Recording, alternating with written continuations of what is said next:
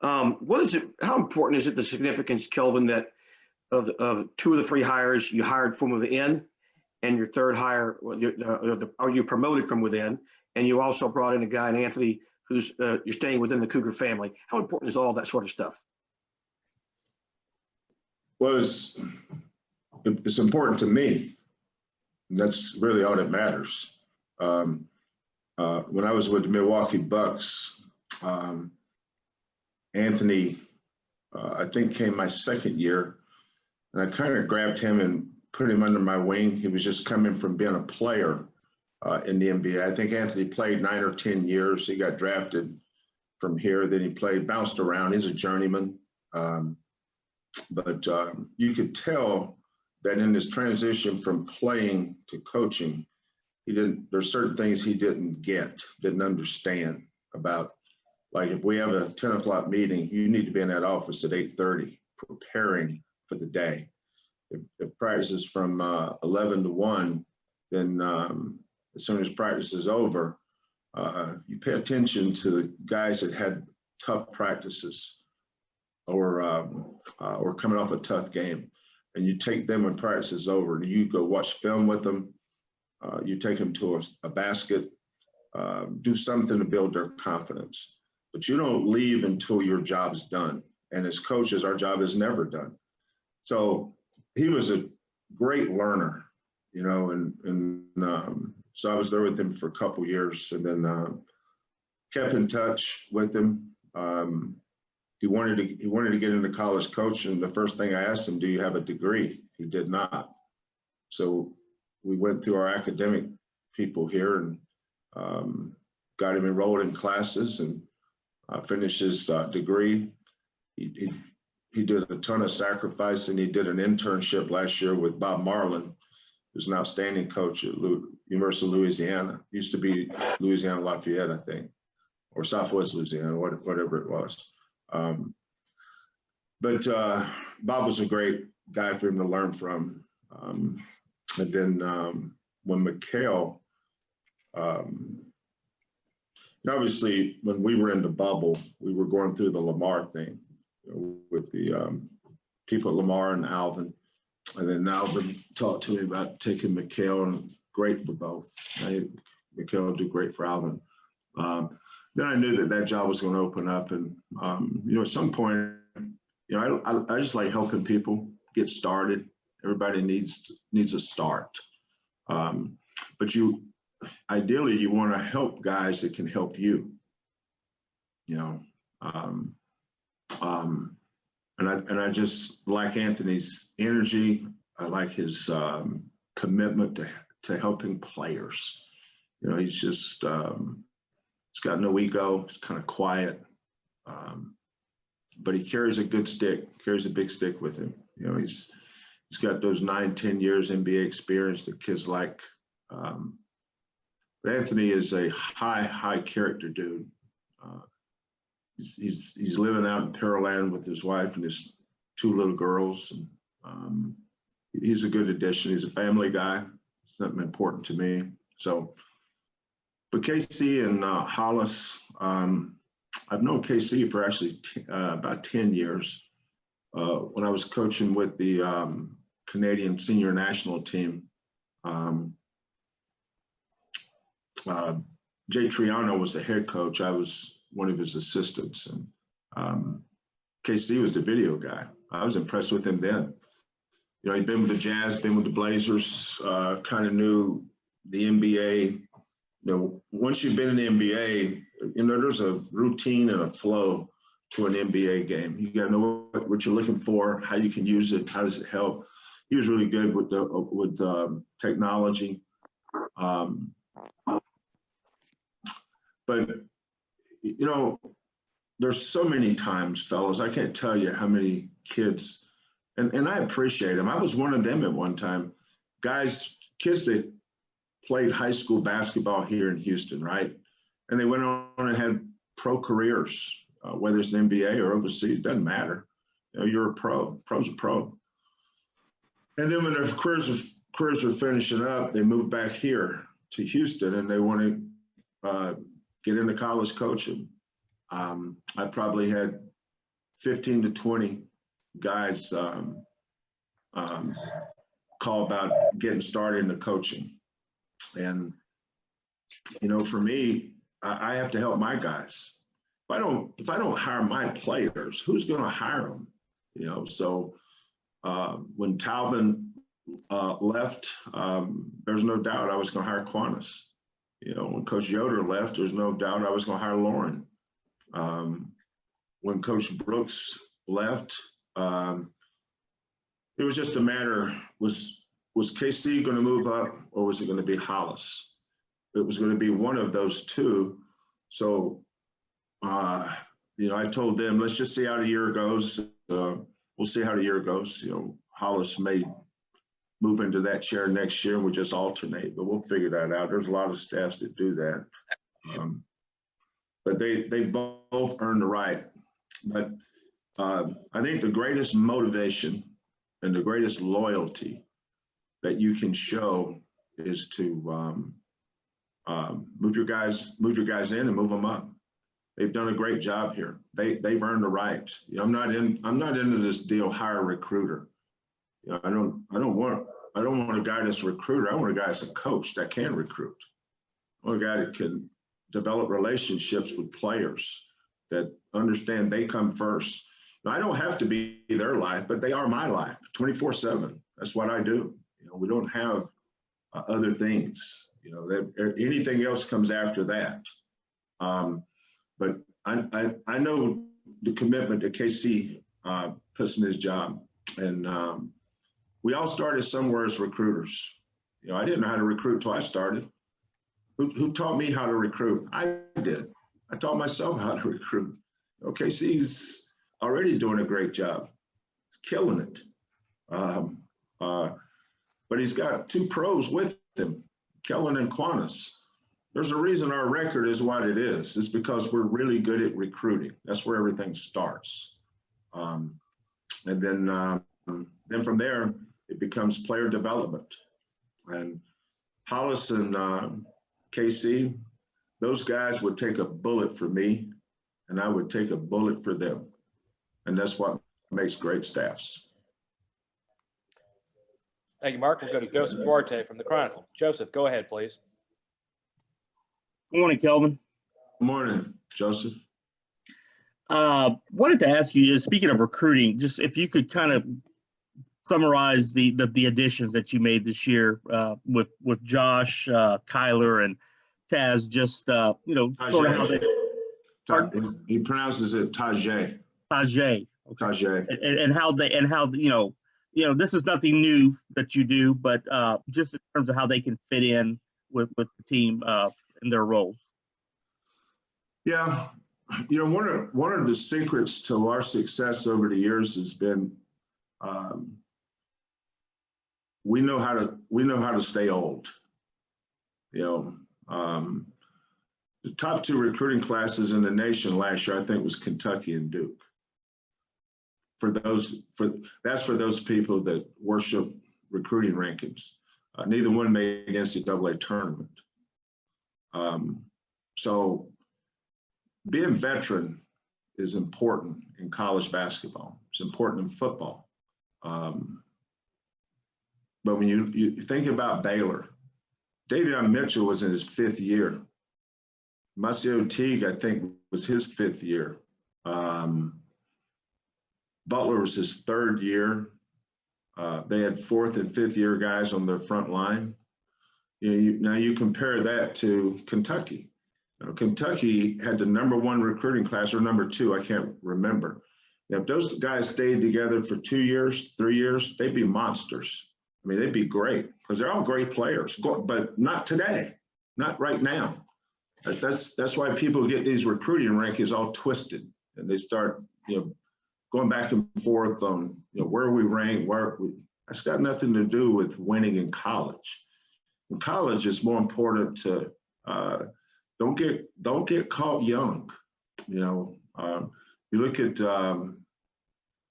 when we lost Caleb Mills, for instance, Dejon's in his 5th year in college. Quentin was in his 3rd. Marcus was in his second. Justin fifth. Bryson fifth. We had veterans. Doesn't bother those guys. It didn't bother them at all. We just moved on. Who's the next man up? You just keep going. But you got the next guy was a veteran, and the guy that benefited the most from that was probably Tremont. Because look at what he did. Now, what if Tremont was an incoming freshman this year? Hadn't seen him play at this level. I don't care how good. We're not playing the schedule he played last year. Don't tell me how he played against, Cy River or the River Hawks. We don't play them. We play Memphis and Tulsa and Alabama. So the guys that play well against those guys are veterans. You're a lot better your second year than you are your first. You're a lot better your third than you are your second. Your program just keeps getting better. So before I talk about those three guys, Marcus Sasser is in his third year. Tremont Mark is his second year. Fabian White is going into his fifth year. Jaywan Roberts will be a freshman, albeit a third-year freshman. Reggie Chaney will be in his third year in college. Kieran Powell, his second year. So those guys, we've got really good veterans coming back. And now because of the portal, if we had the transfer portal my first year, I promise you, we wouldn't have been 13 and 19. That transfer portal, I'm telling you, that's like a Walmart supercenter. You just got just about anything you need on that thing. You sit there and you say, well, who, the assistants will put on the board, here's the guys available at these positions. Half the guys we check off, they don't fit. I don't care how good you are. If you don't fit, you don't fit. We offer a lot of people. And then we find out they don't fit, so we just don't recruit them. But Kyler Edwards fits us.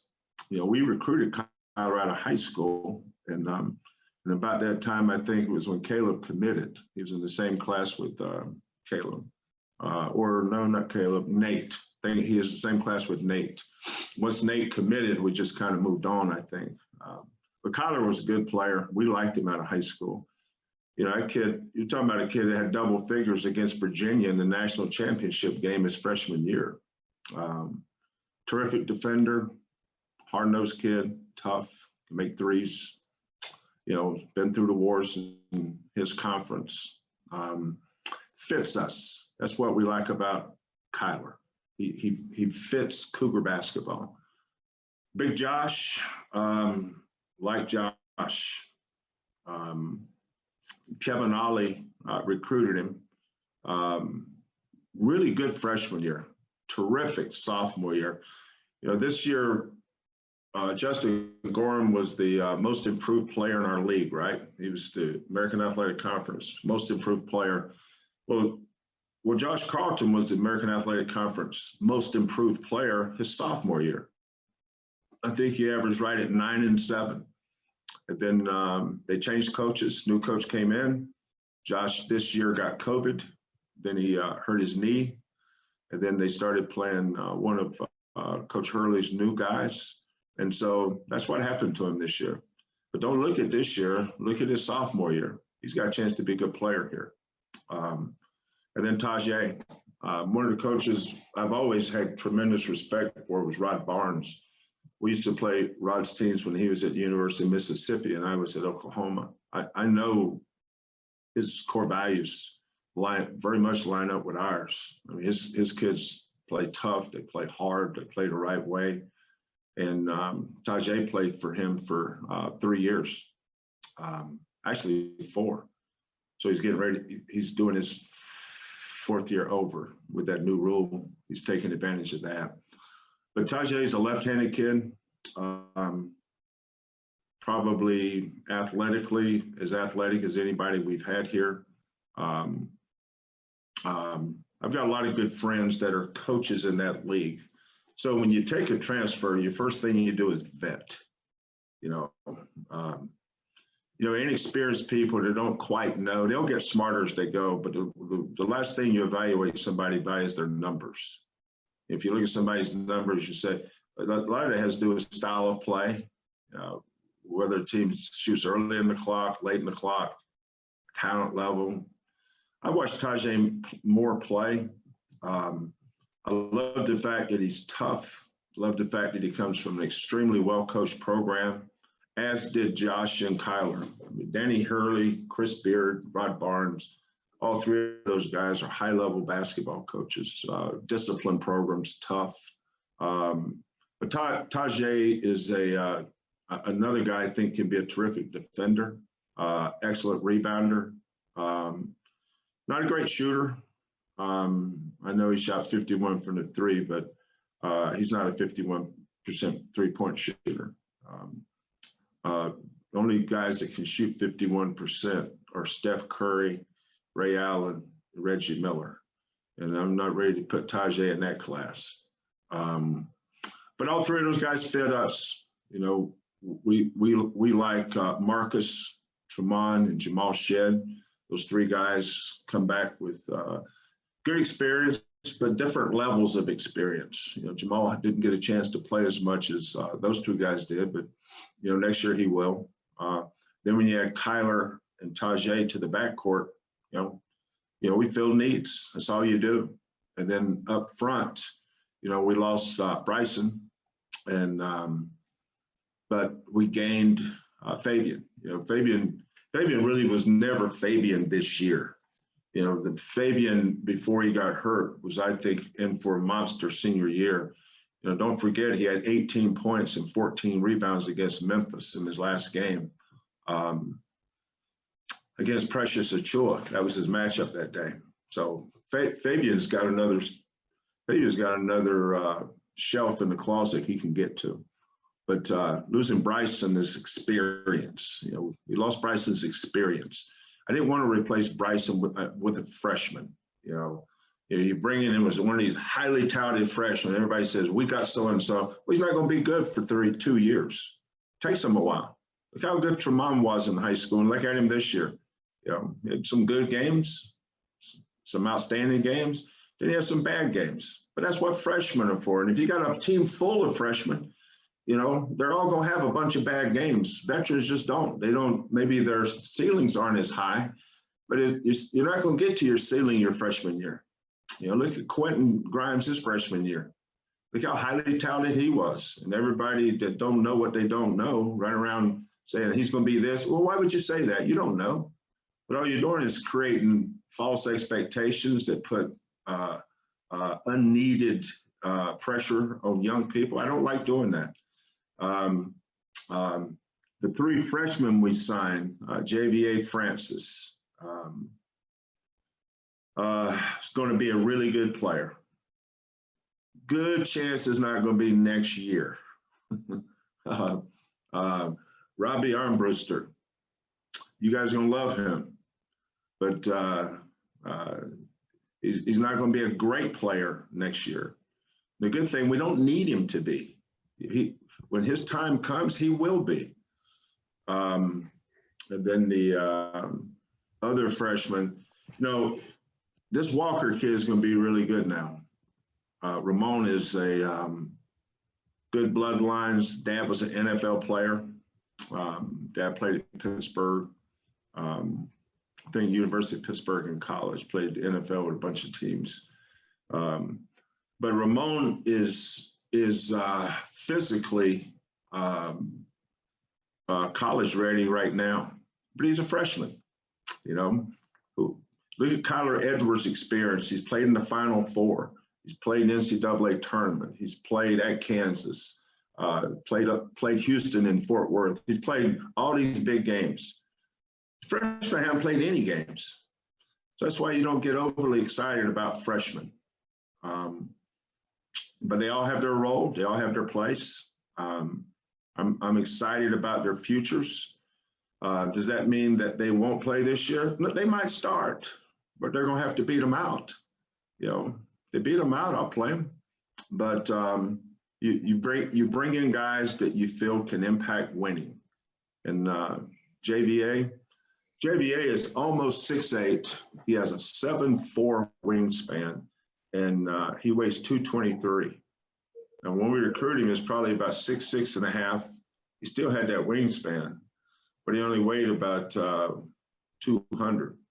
That year he spent at Mount Verde Academy has been tremendous for him. He's going to, athletically, he and Taze are different level athletes that we've had.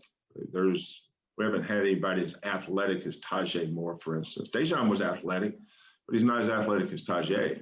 We haven't had a big as athletic as JVA. But JVA's 17 years old.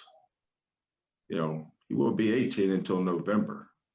What if you have five 17 years old, they're all 5 stars, and everybody's, what would people say? Man, we're going to be great. We got 5 stars. The next thing you know, they go 8 and 19. Because these other guys have got 4th and 5th year seniors that have been together, know every trick in the book, how to take shortcuts during games, how to do this and that. And the freshmen have no experience, none. Experience matters in college. There's a difference in 5 stars and the Fab 5. What I'm saying, there's 5 stars and then there's 5 stars. The Fab 5 they weren't 5 stars, they were pros. There's a difference. Not many Anthony Davises and Chris Webbers and Jalen Roses, Magic Johnsons, not many that come out of the oven ready to go as freshmen. They're just not. And I feel bad for those kids because, people write about it and say things and they have no idea what they're talking about. It's like we have so many more platforms to build up expectations with these kids. And then they have bad years. And so, and I'm thinking more like Quentin now. There was 0 chance Quentin was going to do what people thought he was going to do. 0 chance. Just can't. Now that I've been here for 10 years, I know the teams he was playing against in high school. But none of those teams are in the Big 12. Takes a while to adjust to that level. It's like rookies in NBA. It's not playing against college kids anymore. You're playing against grown men. I like our 3 portal guys. I really like our 3 freshmen. We'll mesh them together, and we'll have another good team. We'll go to Greg Bailey with KTRK. Greg, go ahead, please, sir. Hey, Kelvin, good morning. You're touching on a lot of things here. When you go out in this never-ending work that leads to these kind of recruits and that kind of thing, and you're selling the building blocks of your program, the things that you believe in, how do you know that particular player he understands those things, embraces those things, and in addition to that sees the ultimate reward of going to a Final Four? What are those conversations like? Well, they're not conversations. For us, Greg, I think the thing that we've been really good at here is evaluation. I don't look at players like most people do. There's a reason you very rarely see a kid of ours in the portal. Seems like there's every year now, there's 5 or 6 kids leaving 50 different programs at the same time. This year we lost Cam Tyson in the portal. Great decision by Cam. Cam deserves to play better. And it was an equally better decision by him where he decided to go. He's a Seattle kid, just north of Seattle. Decided to go to Seattle University. They've got a good program, good coaching staff. He'll do well there. So good decision by him. But that was the only kid we had in the portal. Think about that. I think all our freshmen this year didn't get to play. But the thing that we do good, and our staff is good at this, especially Kellen and Quanis, Alvin, all 3 of those guys were outstanding, is evaluation. because the kid's highly rated has zero to do with whether or not he fits here. But we have to get kids that fit. You know, if you don't know where you're going, any road will take you there. We know where we're going. You know, we know what road to take. So when we evaluate a kid, Greg, first thing we look at is talent. Is he good? And then from there, can he play here? Can he fit into the way we operate? Those kinds of things. It's like Marcus Sasser. I think when we recruited Marcus, I think the only two other schools that offered him was UTEP. Well, I don't know who offered. I know his final three schools was us, UTEP, and Colorado State. And that doesn't ring a lot of people's bells. You know, they don't get excited about that because nobody recruited him. It's got nothing to do with the way we recruit. You know, you take the highest rated players, there's a good chance that kid may or may not fit here. He may not. But we have to decide that. We just don't take you because you're rated high. We take you because you're rated high and you fit here. So from an evaluation for us is just as important as recruiting. You know, somebody, I don't remember where I saw this. Maybe it was Lauren. Lauren did, you know what it was? Lauren did a graphic the other day with the the three winningest programs. And you guys make sure I'm right on this. I don't want to say something that's not true. The three winningest programs the last 4 years is number 1, Gonzaga, number 2, Houston, and number 3, Virginia. Think about that. I think I'm right. I was surprised when I saw it, the graphic, because I didn't know that.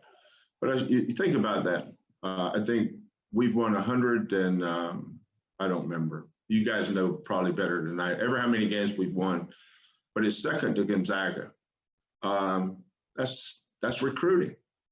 You don't win because you have a good coach. You win because you have really good players. That's where it starts. You got to have good players. And then from there, you know, you can add in whatever you want to add in. But the thing we've done good here is our Alvin, Kellen, and Quanas know the kind of kids that can play for me, and know the kind of kids that will excel. And Mark, there was some 5-star kids that we probably had a really good chance to sign. Not a good fit. So you tell me, how's Marcus worked out? Pretty good, right? You know, a lot of those bigger schools, I'm sure, wish they had recruited him, but they didn't evaluate him the way we did. You know, I don't care about rankings. I care about fit. Fit's important to me. Like Quentin Grimes fit here because he bought in. You know, character kid, high character kid. Dejan Giroux, a lot of people would have seen Dejan when he was playing for Alfred Payton, the elite team down in New Orleans, out of high school, and said this would be the worst possible fit for Dejan if he comes plays for Coach Sampson in Houston. Turned out pretty good, you know, because he bought in. Evaluation. Coach Quanas did a great job of making sure those kids understood what they were getting into. And then when they sat down with me, you know, we tell them the truth. You can't hide your program. You know, if you want to go play at Gonzaga, you want to go play at Baylor, Arkansas, Michigan State, you've seen them. Everybody's on TV the same amount of times. Every game you play is televised.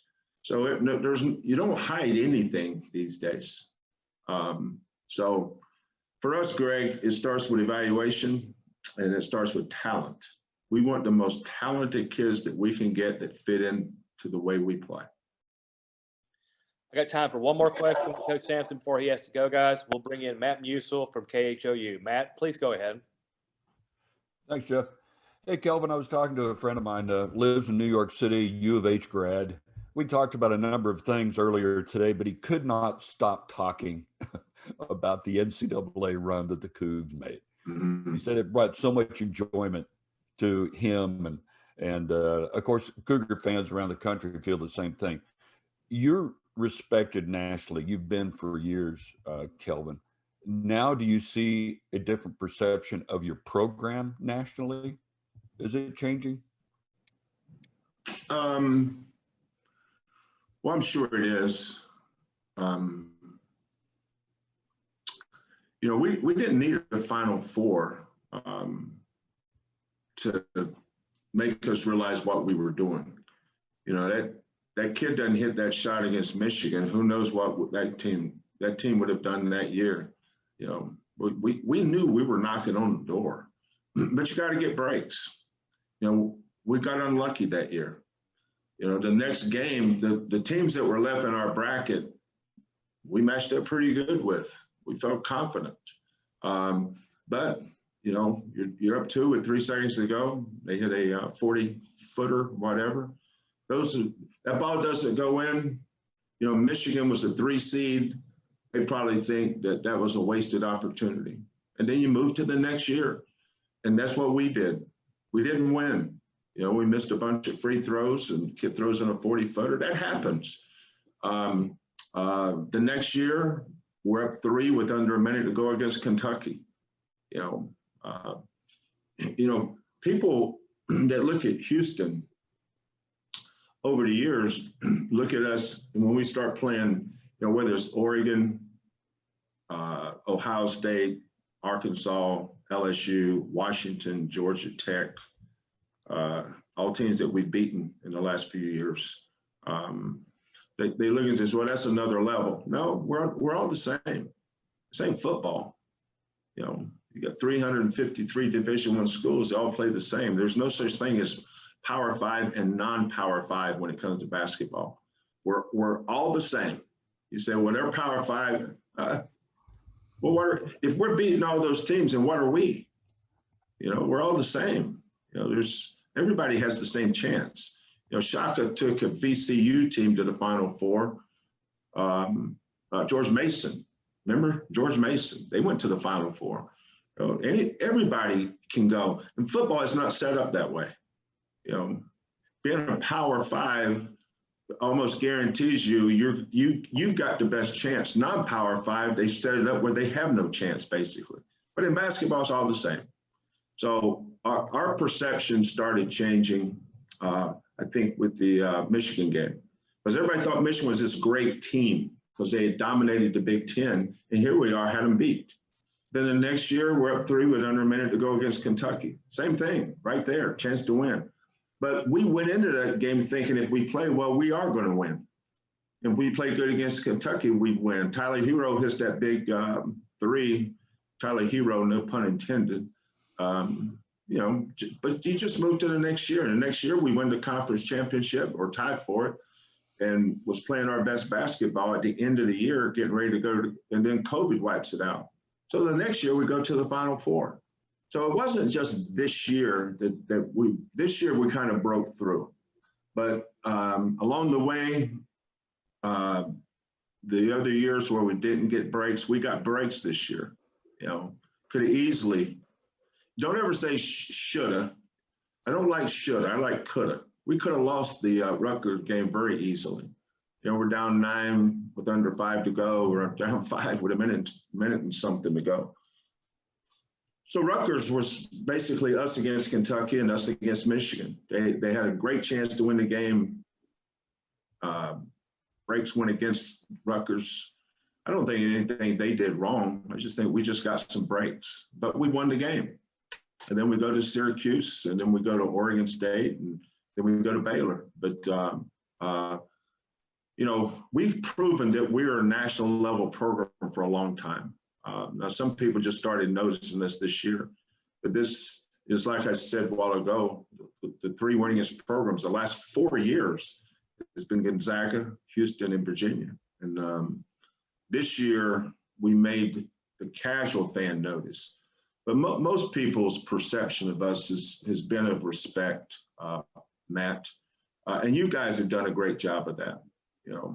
There's a lot of programs that are always bitching about the local media. They take us for granted. They don't. You guys have been awesome, and that's helped us.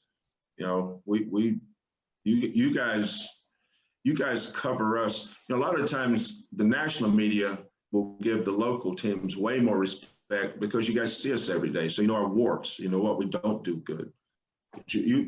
But I've been in this a long time. You guys have done a great job covering us, and that helps our national perception.